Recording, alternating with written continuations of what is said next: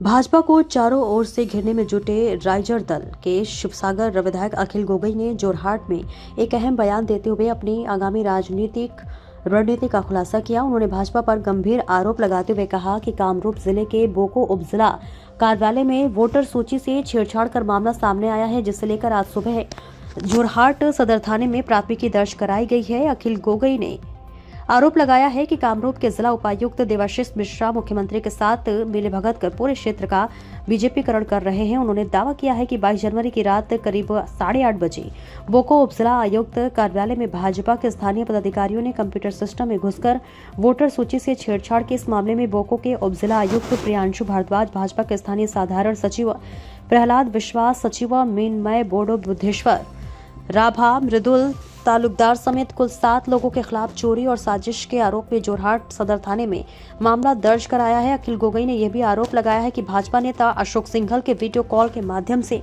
Voter सूची में हेराफेरी से जुड़े निर्देश दिए गए थे।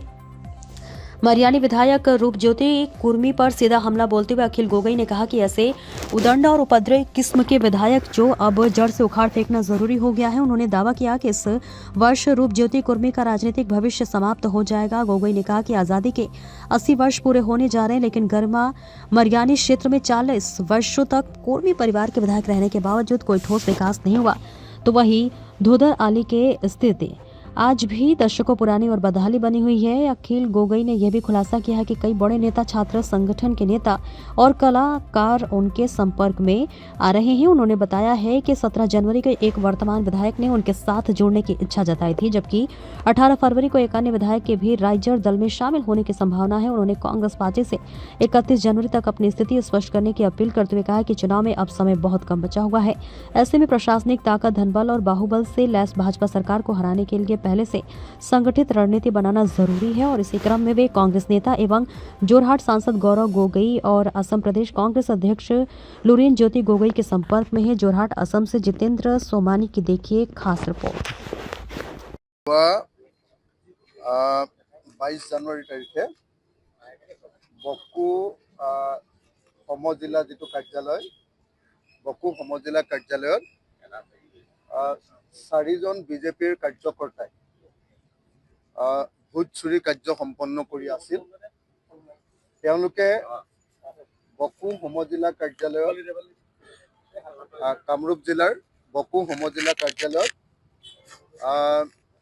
খুব গোপনে কাৰ্যালয়ৰ ভিতৰত সোমাই, কাৰ্যালয়ৰ দুৱাৰ খুলি কাৰ্যালয়ৰ ভিতৰত সোমাই বকো সমজিলা অৰ্থাৎ এটা ডিচিৰ অফিচত, এজন ডিচিৰ অফিচত সোমাই তেওঁলোকে ডিচি অফিচৰ কম্পিউটাৰ খুলি অবৈধভাৱে বিজেপিৰ কাৰ্যকৰ্তাসকলে, নেতাসকলে ভোট চুৰি কাৰ্য সম্পন্ন কৰি আছিল। সেই কথা তাৰ স্থানীয় মানুহে গম পায়। স্থানীয় মানুহে আমাকো খবৰ দিছিলে আৰু সাংবাদিকসকলকো খবৰ দিছিলে। সাংবাদিকসকলে যেতিয়া গৈছিলে ঠিক 8:30 ৰাতি 8:30 22 জানুৱাৰী তাৰিখৰ দিনা সাংবাদিকসকলে গৈ ভিতৰত দেখিছিলে যে 4জন মানুহে ভোট চুৰি কাৰ্য সমাপন কৰি আছিলে। তেওঁলোক হ'ল প্ৰহ্লাদ বিশ্বাস, তেওঁ general secretary south Kamrup district BJP, আৰু তেখেত নিজে চমৰীয়া ব্লকৰ জিলা পৰিষদৰ সদস্য। দ্বিতীয়তে Shri Minmoy Boro, secretary south Kamrup district BJP. তৃতীয়তে Budheswar Rabha, general secretary south Kamrup district ST Morcha BJP. আৰু চতুৰ্থতে মৃদুল তালুকদাৰ। মৃদুল তালুকদাৰ হ'ল ৰাজু মেছ নামৰ যিজন এবাৰ বকো অঞ্চলৰ যিজন প্ৰাৰ্থিত্ব প্ৰত্যাশী, সেই ৰাজু মেছ নামৰ নন্দিনী গেছ এজেঞ্চিৰ মালিকৰ তেওঁ কম্পিউটাৰত কাম কৰা মানুহ। আৰু তেওঁ হ'ল ৰাজু মেছ হ'ল ভাইচ প্ৰেচিডেণ্ট ST মৰ্চা আসাম প্ৰদেশ বিজেপি। গতিকে এই 4জনে কি কৰিছিলে, তেওঁলোকে ভোট চুৰি কাৰ্য সমাপন কৰি আছিলে। তেওঁলোকে অফিচৰ কম্পিউটাৰটো খুলিছিলে, খুলি লৈ সেইটো কেনেকৈ পাছৱৰ্ড পাইছিলে তেওঁলোকে জানে। তাৰপিছত এই যিটো ভোটাৰ তালিকাৰ সংশোধনীৰ যিটো কাম, ফৰ্ম 7ৰ কামটো তেওঁলোকে কৰি থকা আমি ভিডিঅ'ত প্ৰত্যক্ষ কৰিছোঁ। ফৰ্ম 7ৰ কামটো কম্পিউটাৰত কৰি আছিলে আৰু বহুত প্ৰিণ্ট আউট উলিয়াই, ফৰ্ম 7ৰ প্ৰিণ্ট আউট উলিয়াই হাতেৰে কামবিলাক কৰি থকা আমি দেখিবলৈ পাইছিলোঁ। আমাৰ যিটো ভিজুৱেল ইয়াত দাখিল কৰিছোঁ, 3টা ভিজুৱেল দাখিল কৰিছোঁ, সেই 3টা ভিজুৱেলত এই গোটেই কাহিনীবিলাক একদম জল পটপট হৈ আছে। সেইকাৰণে এই 4জন মানুহ, প্ৰহ্লাদ বিশ্বাস, মৃন্ময় বড়ো, বুদ্ধেশ্বৰ ৰাভা আৰু মৃদুল তালুকদাৰ, এই 4জন, আৰু লগতে এই গোটেই কাৰবাৰটোত সহায় কৰি দিছে বকো জিলা যিজন আয়ুক্ত প্ৰিয়াংশু ভৰদ্বাজ, আৰু কামৰূপ জিলাৰ গ্ৰাম্যৰ যিজন, ৰুৰেল বুলি নকয় আৰু কামৰূপ জিলা বুলিয়ে কয়, কামৰূপ জিলাৰ যিজন আয়ুক্ত দেৱকুমাৰ মিশ্ৰ, তেওঁৰ ওপৰতো এই এজাহাৰ দাখিল কৰা হৈছে। আৰু লগতে তাৰ চকীদাৰজনৰ নাম আমি নাজানো বাৰু, কিন্তু চকীদাৰজন যিজনে সেই দুৱাৰ খুলি দিছে, দুৱাৰ খুলি দিয়া চকীদাৰজন, তাৰ ডিচি, তাৰ মানে CDC প্ৰিয়াংশু ভৰদ্বাজ, আৰু কামৰূপ জিলাৰ যিজন অত্যন্ত গভাইত আমাৰ আয়ুক্ত, তেওঁ হিমন্ত বিশ্ব শৰ্মাৰ সহপাঠী আছিলে, আমাৰ গুৱাহাটীৰ গান্ধী বস্তিত তেওঁৰ ঘৰ, দেৱকুমাৰ মিশ্ৰ, তেওঁ একদম গোটেই কামৰূপ জিলাখনক সম্পূৰ্ণৰূপে বিজেপিকৰণ কৰিছে। আৰু তেওঁৰ নিৰ্দেশত, তেওঁৰ সহযোগ নোহোৱাকৈ এইটো কাম কেতিয়াও বকো জিলাত সম্ভৱ নহয়। সেইকাৰণে আমি এই 7জন মানুহৰ বিৰুদ্ধে এই এজাহাৰ দাখিল কৰিছোঁ।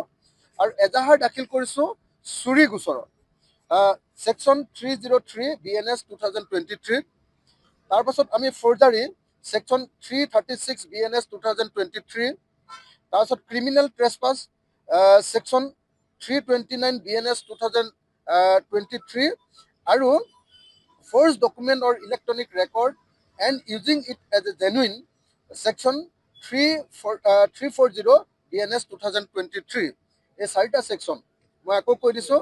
BNSৰ